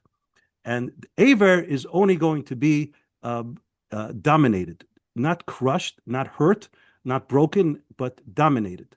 And the same word could mean both in Hebrew. Now, what do these 2 things mean? So again, I told you God places secrets all over in this massive escape room, which is the Torah, the written and the oral Torah, to figure out these secrets, and you have to do your research. So there's one place in the Bible where Persia is called Ashur. Ashur was the Assyrian Empire, which predated the Persian Empire by a long time. It didn't exist anymore in the time of the Persian Empire. Ashur didn't exist, but at the in the end of Ezra in chapter 7, I believe it is, it says over there that Darius, the king of Ashur, it says that he allowed the Jews, he helped the Jews build the Beis Hamikdash. It defines him as the king of Ashur. So the commentaries, he said it wasn't the king of Ashur. Syria didn't exist. It was the king of Persia. Why are you using that word? And nobody really knows. But I think I figured it out. He's using the word is because he wants to tell you, Ezra, that there's another prophecy that refers to Persia with the name Ashur. And that's the prophecy of Balaam, where these massive ships, Tzim, Biyad Kitim, in the hands of the Americans, are going to crush Ashur, which is Persia. Because Ezra taught us in chapter 7 that Persia could sometimes be referred to as Ashur. So that's what's happening now. Now, what about Aver? Aver, the Ramban says, is Ivri. Ivri is another word for a Jew. So Trump's role is to crush physically Iran, to make sure that this regime. I'm not going to go into people. Everybody's predicting what's going to happen. I'm telling you what I think the prophecies say. Again, I could be wrong. Everything I say could be wrong, obviously. But it seems like his role, he has two roles over here. And that's why I predicted correctly 6 years ago that Trump is going to be back in the White House, whether in the next term or in the term after. But before 2027, he's going to be back. And I predicted that, and that's what happened. Now, he has two roles now. He has to crush Iran, like Talmud says, like I quoted from the Talmud, in Tractate Yuma, page 10, where it says the end of days, there'll be two empires and there'll be a massive confrontation, and one is going to overpower the other. And there's a big dispute in the Talmud who's going to overpower who. Right. So we see now what's coming out is, and that's why, by the way, I want you to understand something interesting. Why does it seem so hard, and why is Trump hesitating? At the end of the day, I believe that he's going to go through with it. But there's resistance. Like the 12-day war, stop, do this, negotiations. Like, why is there resistance? The resistance is because these rabbis who fought in the Talmud are in heaven now. We have in heaven a concept of Masifta Dokia. There's a big yeshiva, an academy, a Talmudic academy in heaven, where all the great sages of old who passed away are studying Talmud together on a very high spiritual level in the heavenly academy. So right now there are great Talmudic sages on both sides of this debate, and one is saying, no, Iran has to win this war. The other one says, no, America has to win this war. Just like they fought in the Talmud in Tractate Yuma, right? They're fighting in heaven. So that's why it's not going smooth, because even though at the end of days, if America is going to win the war, Iran in heaven, they're fighting back. They're saying, no, we want to win the war because there's a different opinion. Trump has two missions. He has to destroy Iran, but he also has to put Israel in its place, because Ve'inu Aver means at least you have to show dominance over Aver. Okay? Okay. So let's sum it up. So first of all, I just want to encourage people. There's a lot of stuff out there that may be true, maybe not true. There's no question. The prophecies that I mentioned earlier, there's going to be a major confrontation between Edom and Paras, which is America and Iran, is black and white. There's no other way to interpret it. It's not some kind of thing that has to be numeric values. It's black and white. It's in the Talmud. And it's mentioned in many, many different places. This major confrontation is going to happen right before Mashiach comes. It is happening now, so that means Mashiach is coming very soon. You don't have to look for anything else. Now, who's going to win this confrontation? What is my prediction? So the answer is I do not have a clue. In the Talmud, it seems like Edom, like America, is going to win. In the Zohar, in the portion of Shlach in the Bible, it says that Persia is going to win.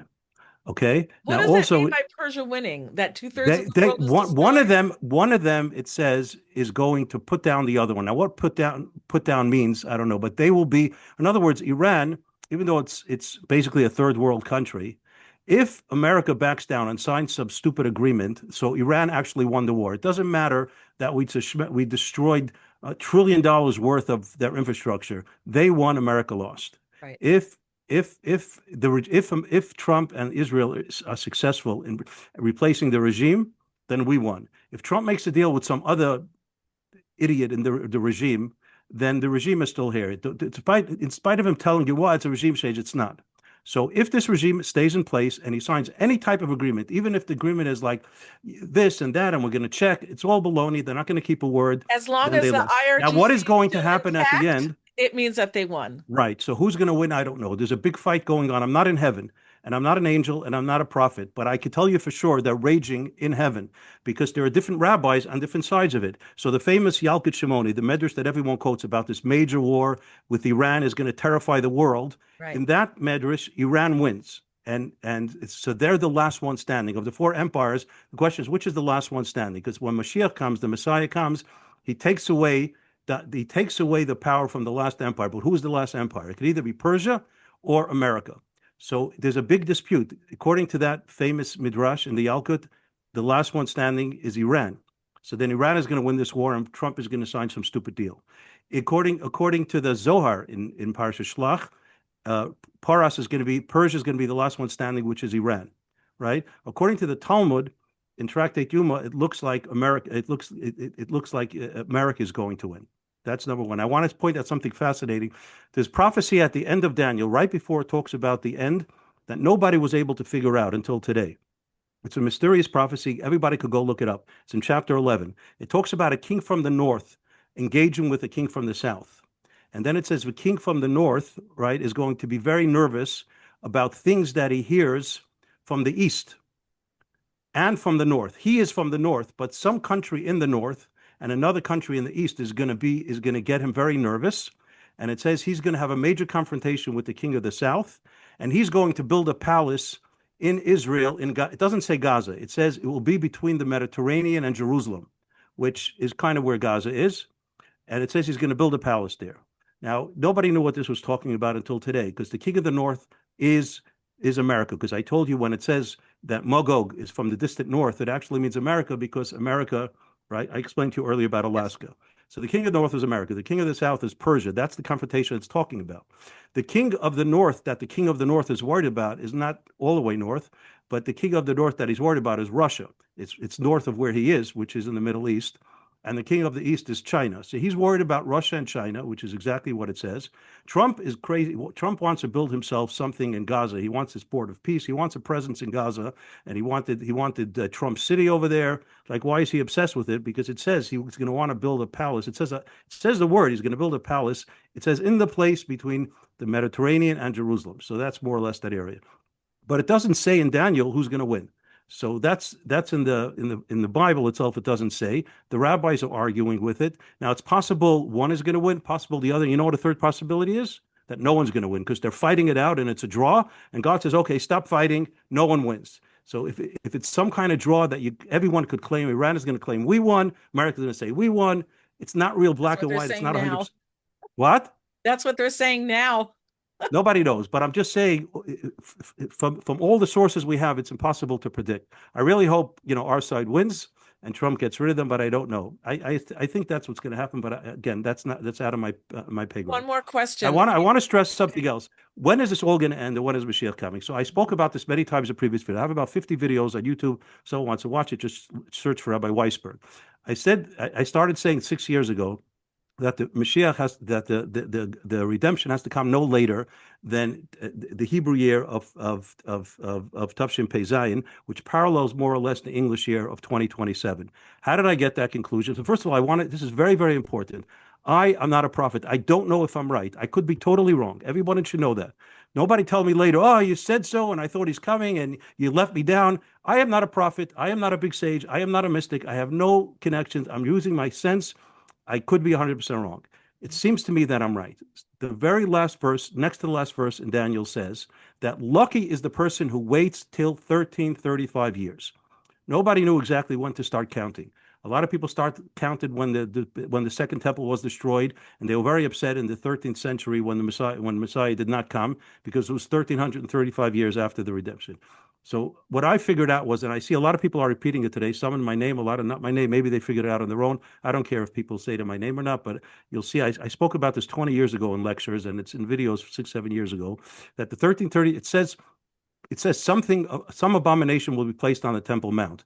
And everyone thought it's talking about the abomination that Hadrian, who destroyed it, who built a temple for the Roman god Zeus on the temple in the first century. But it's not talking about it. It's talking about the Dome of the Rock.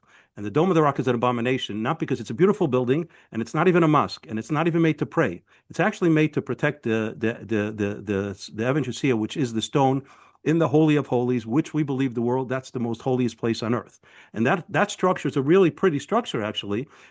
But it's only an abomination because there's Arabic text all around on the outside and in the inside, all around the perimeter. And it says over there that Muhammad is the last prophet and the greatest prophet, and he overrides all other prophets. For us, that is absolute abomination because Moses is the greatest prophet. Nobody overrides Moses, not even Mashiach. Our prophets are true prophets. There's no prophets after the biblical prophets.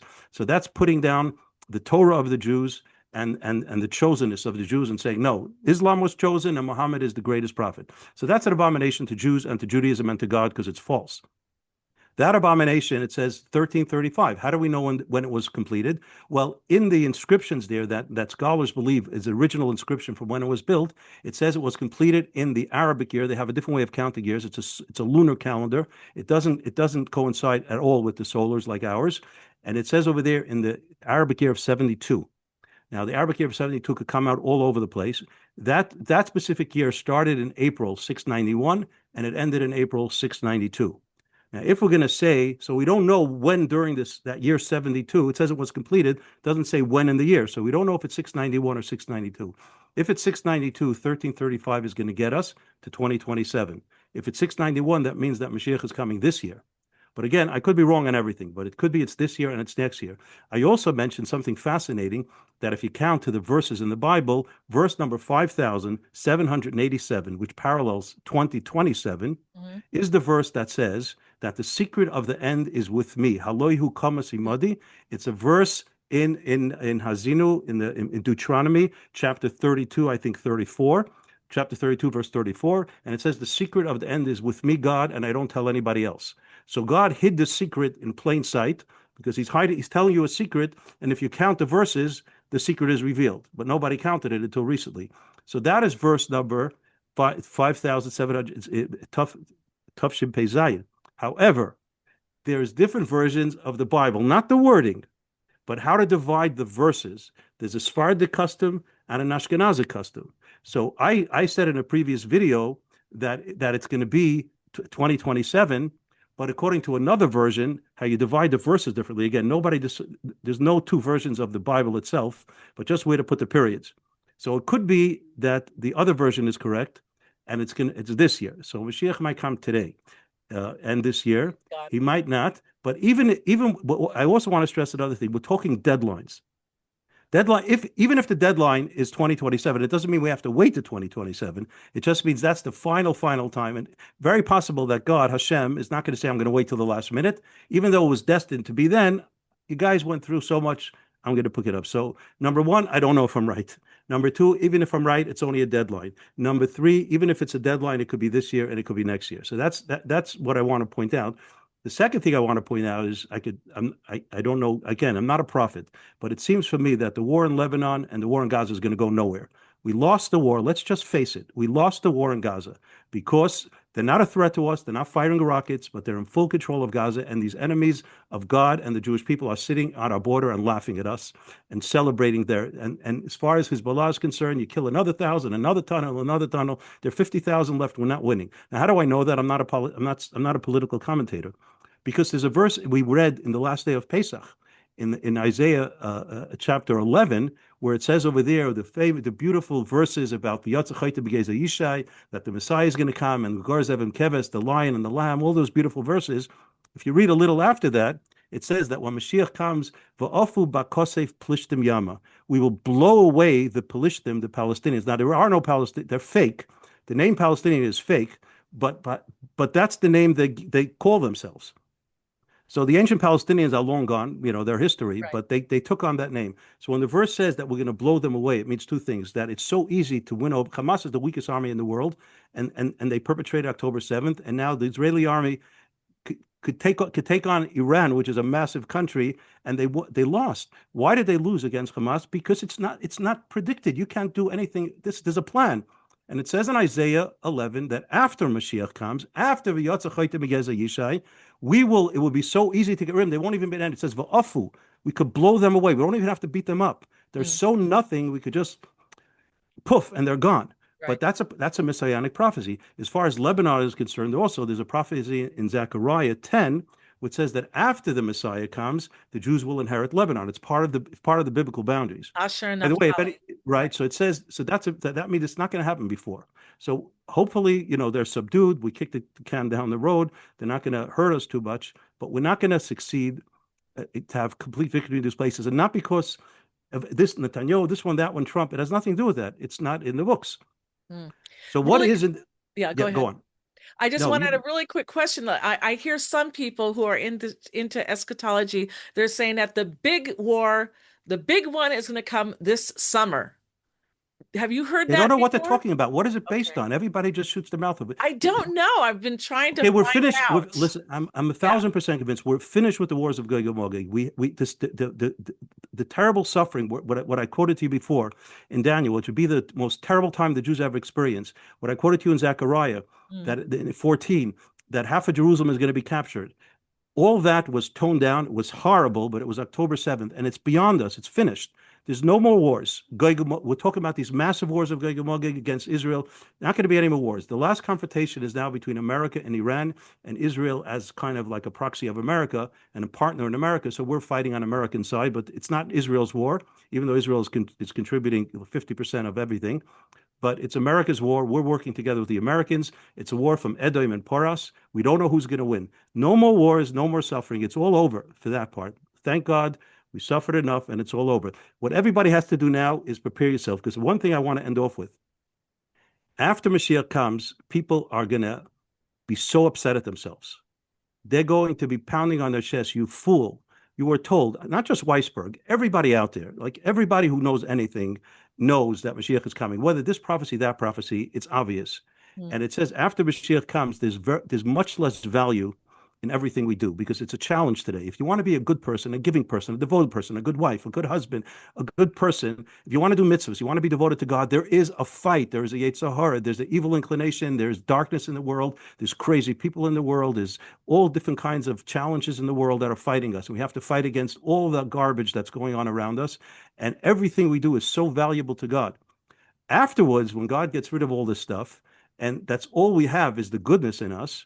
So, yes, it's going to be beautiful. Peace, harmony, love, connection to God, connection to the Jewish people. All the world will be united to serve God, but there's less value in everything we do. And we're going to say, I knew Mashiach is coming. I knew the Messiah is coming. Why didn't I take that opportunity to do more stuff, give more charity, be more kind, do more mitzvahs, learn more Torah, all this kind of stuff? Because the value that it had then is not going to be after Mashiach comes. So the final message is that he's definitely coming today, tomorrow. He's definitely coming. I want to just said one more thing, because I don't want people to make a mistake. And when it says that the end time is going to be, it said I said 1335. The big question is what's going to happen in 1335. So we say 1335 but it doesn't say what's going to happen. It just says the last verse, next to the last verse in Daniel, Ashrei hamechake v'yagia. You're lucky if you're waiting, if you're patiently waiting, and you reach that time of then you're very, very lucky. Okay. Now, it doesn't say you're lucky. What are you going to see?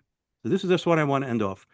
The coming of the Messiah has three components, and we don't know which is going to come first. There is the main thing of Mashiach appearing, and this great, holy, righteous, tzaddik, holy person, descendant, a human being, descendant, generation from King David. This person is going to lead the world, inspire the world in a beautiful way. That's number one. The second thing is all the Jews are going to be in Eretz Yisrael. Right now, In Israel, we have more Jews than anywhere in the world. I think they just they just surpassed the population in America. I think last year there are more Jews in Israel than in America, but still almost half the Jewish people are outside. So the second part of Mashiach, of the redemption, is all the Jews coming to Israel. And the third thing is the temple, which is primarily building, not only building the temple, but also to reinstate the carbonot, the sacrifices. So let me give you an example. If by the end of 2027, Mashiach did not appear, the Messiah didn't come, but whoever's the prime minister, I don't care if he's Ben Gvir or Moshe Feiglin or some other good person, or maybe Netanyahu will start putting on a yarmulke and putting on tefillin and doing it himself. Whoever it is, if he says, you know, this is crazy. The Arabs go there, they do what they want, they pray, they bow down, do whatever they want. This is our place. Whoever Jews, we're gonna go up and build a. We don't even have to build a temple, by the way, because you're allowed to bring a sacrifice just if you build an altar. You don't have to build a temple. It says when the Jews came back after the second temple to build a second temple, it took many years to right away when they came back, they built an altar and they started the sacrifices. It took many years till they actually had the structure.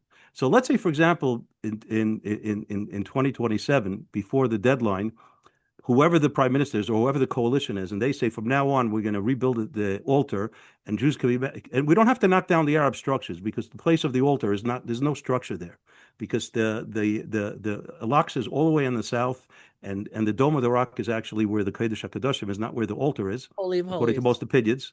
So we could build an altar there, and we tell the Arabs, you know what, we'll keep your stuff, but we're going to bring sacrifice, and if you stop us, then we'll throw you completely off the mount. So just shut your mouth. You could do what you want. We're letting you do it, but let us do our stuff. You just need a prime minister that has the strength to do that. And if he does that, then that is already messianic, obviously. So when we say something major is going to happen, again, I could be wrong, but if I'm right, something happens. I don't know which aspect. I'm not necessarily, because Ben Gvir is not Mashiach, even though he's a great person. I love him. I respect him. And Moshe Feiglin, all these good guys, Smotrich, these guys are holy Jews. They're fighting for the Jewish people, for the land of Israel. They're incredible people, but I don't think they're the Messiah. And I don't think they think so either. So, but nonetheless, that first stage of bringing sacrifices is a major thing, which could be when the prophet says, you're lucky if you could see it. Imagine if we're praying for so long that, you know, God should bring us back to Jerusalem and we should be able to bring the sacrifices. If we actually do that, that's big. That's all I'm saying. You have any questions? Who do you think is Mashiach Ben Yosef? For sure, it's the Rebbe. The There's not a Rebbe. question about it. Should I tell you why? Because it says that Mashiach Ben Yosef comes and he prepares the world for Mashiach. The Rebbe, when he became Rebbe, okay, in 1951, he officially took on the mantle of leadership. He said, "My role as is to prepare the world for Mashiach." And he spent his whole career spreading Judaism, getting people, you know, excited about Judaism, prepare the world for Mashiach. That is the role of Mashiach Ben Yosef. The Midrash says Mashiach Ben Yosef will rule for 40 years. That's exactly how long the Lubavitcher Rebbe did. 40 years from 1951 until 1991. In 1992, he had this stroke, unfortunately, and you know, then whatever. So what I'm saying is, it says he'll rule 40 years. It says he'll prepare. And you know what also it says? It says that some of the followers of Mashiach Ben Yosef will think he's the final Mashiach. And you probably know some Lubavitchers who think the Rebbe is the final Mashiach, right? I do. But it says that followers of Mashiach Ben Yosef will think that.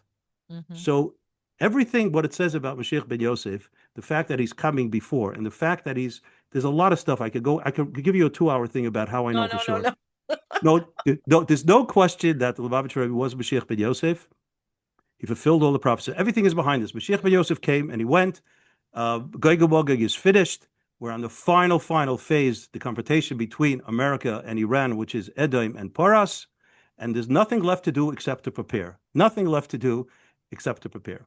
Any idea who the Mashiach is? Not a clue. Not a clue, and I don't care. All right. We will leave it there then.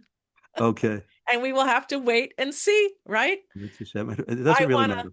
I want to thank you so much for coming on. I really, really enjoyed this conversation that we had and listening to everything that you had to say. Thank you so much. I hope to have you on again soon. It was really a pleasure. Thank you very much for having me.